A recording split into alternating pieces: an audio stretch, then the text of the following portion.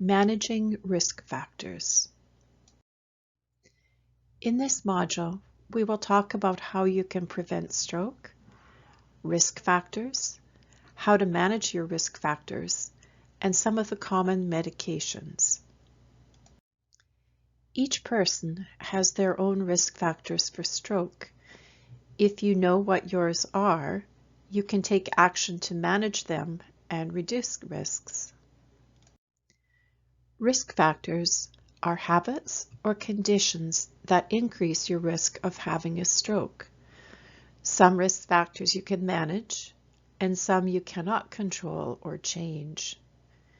Examples of manageable lifestyle risk factors are things like diet, salt intake, not enough exercise, unhealthy weight, smoking or vaping, heavy or binge drinking, stress, recreational drugs, and the use of oral contraceptives or hormone replacement therapy. Some medical conditions increase your risk of stroke, but you can manage them with medication, treatment, and by making healthy choices. Some examples of medical conditions that are risk factors are hypertension, diabetes, and high cholesterol. The following are risk factors that you cannot change. Age. Your stroke risk increases with age. Gender. Men are at higher risk of stroke. And ethnicity. People of African or South Asian descent and people of indigenous heritage are more likely to have high blood pressure and diabetes, which increases their risk of stroke. Other risk factors you can't change are things like family history of heart disease, stroke, or TIA in your parents or siblings. Personal circumstances and environmental factors such as access to food, safe drinking water, health services, and social services can influence your health. A previous stroke or TIA can also increase your risk of stroke. There are a number of different ways you can prevent another stroke. High blood pressure can weaken your artery walls, increasing your chances of a stroke. High blood pressure is the #1 risk factor for stroke.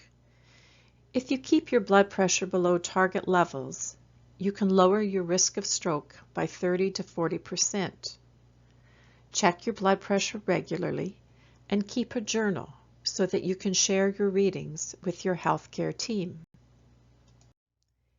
Atrial fibrillation is an irregular heart rhythm.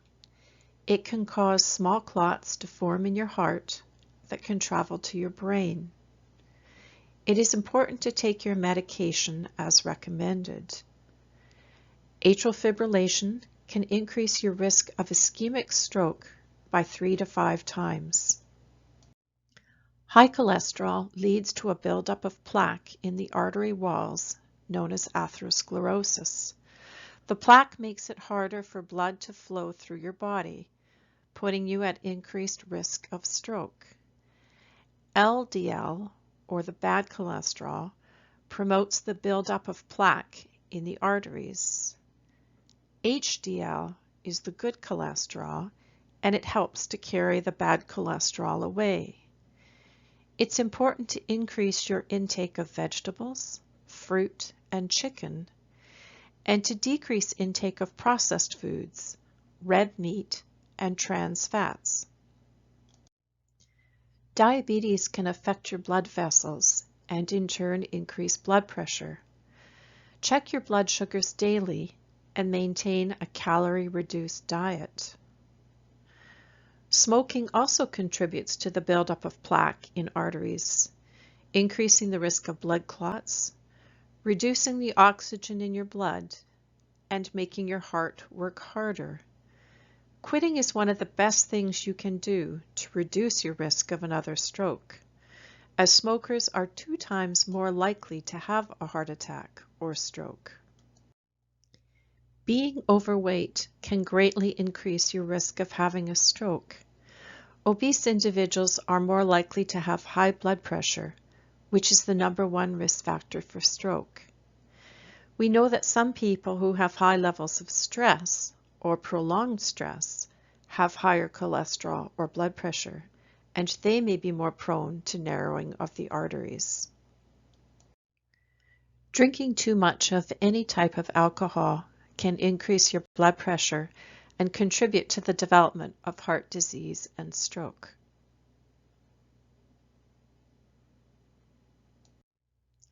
Not getting enough physical activity can lead to other health conditions that can raise the risk of stroke, such as obesity, high blood pressure, high cholesterol, and diabetes.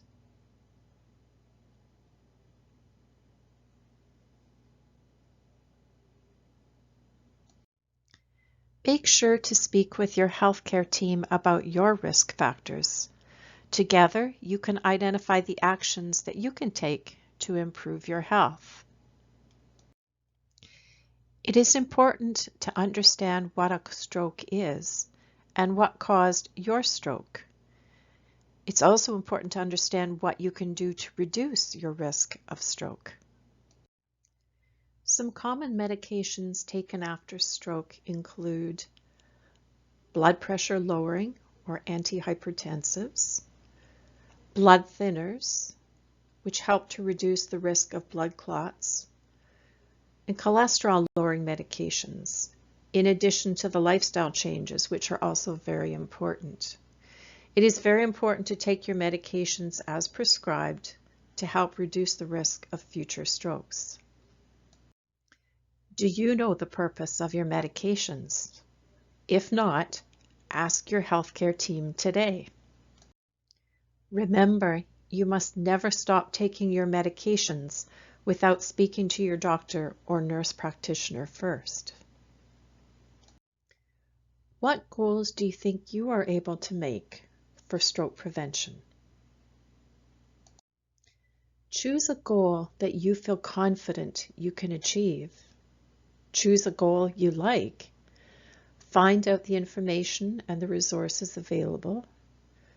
Ask for help from supportive people. Celebrate your successes as you go along, and then attempt more difficult goals after being successful with another.